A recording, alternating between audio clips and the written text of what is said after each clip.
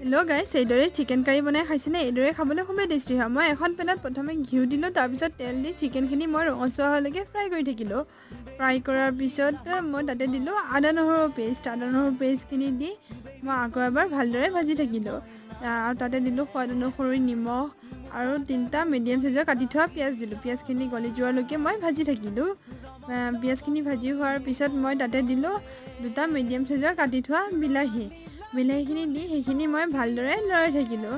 সেইখিনি লৰোৱাৰ পিছত মই তাতে দিলোঁ ধনিয়া গুড়ি, হালধি গুড়ি, জালুকৰ গুড়ি, জলকীয়া গুড়ি আৰু অলপ জিৰা গুড়ি দি সেইখিনি ভালদৰে লৰাই তাতে পৰিমাণমতে মই পানী দি দিলোঁ।